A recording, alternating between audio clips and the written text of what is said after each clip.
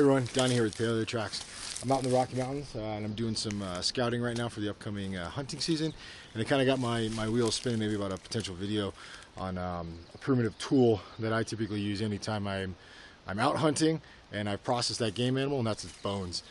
Turning those bones, whether it's into flint knapping resource or an arrowhead or some sort of pressure flaker, but identifying potential kill sites out in this area and then using those bones as a resource. So hopefully we'll see what I can scrounge up. I am in bear country and definitely mountain lion country, and hopefully I don't walk up with them munching away on something, but I should have some decent luck out here. So stay with me, I know you'll enjoy.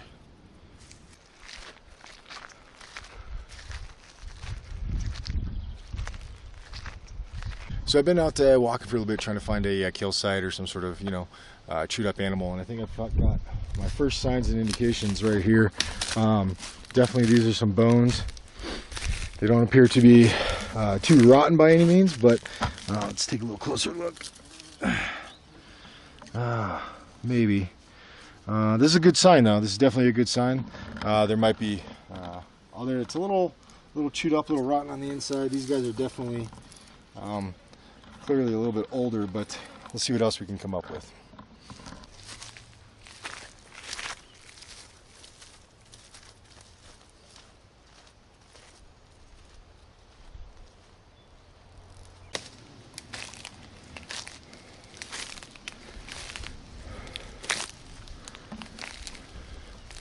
Bingo bango, that's it right there. That's what we're looking for. Let's see what we got. Ooh, definitely some leg bones, some spine. Looks like the top of a skull. All right, let's get a little closer look.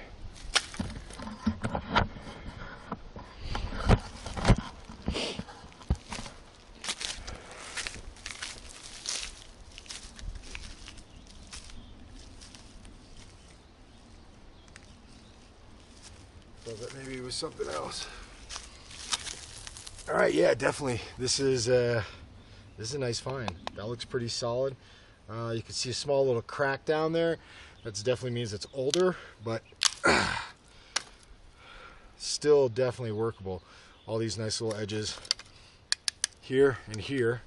Well, there's a leg bone for sure.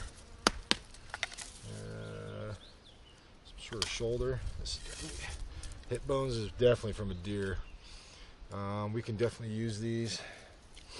Skull, hip bones, piece of the spine. Oh, it's still got some of the meaty cartilage in there. Awesome. Yeah, let's take all these up and we'll see what we can come up with. So.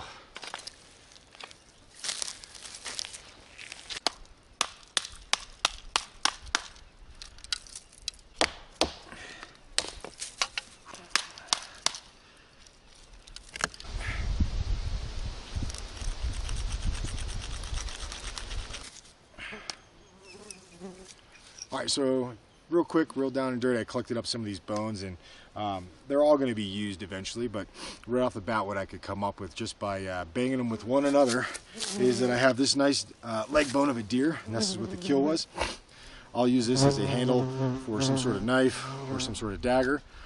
This skull, I cracked open the top a little bit. I can use this to hold water, retain water, and even drop a few rocks in there for a hot rock boil. And then I just smashed a couple of them and got these pretty sharp edges. I could definitely put that on the end of an arrow, half that onto the end arrow, maybe throw this on the end of a atlatl. And once I find a better piece of stone that's a little bit smoother, more like a sandstone, I can really get these down to the exact desired end state. So I have all these bones over here, and I got a lot of options. This one I just might keep as a club. This isn't too bad if I dispatch some sort of animal with it. It gives a little distance, and it still has the integrity of the bone. So, and all these other guys I'll bring around and I'll smash them up, see what angles I can create, see what cutting edges I can create, and see what sort of tools and resources. So when you're out in the wilds and you find a kill site or something along those lines, grab the bones, especially if they're fresh within that a month, maybe 2 months. They're going to be even fresh. They're going to have probably some of that cartilage still on it, probably some sinew, and even maybe some of the hide. Once they get a little bit older, they get a little bit more brittle. you can't really use them that much. But this is a good state right here. I can definitely use these, turn these into a variety of primitive tools, and aid in my, my ability to survive and thrive out in the wilds. So again, thanks for tuning in. I hope you enjoyed, and we'll see you around.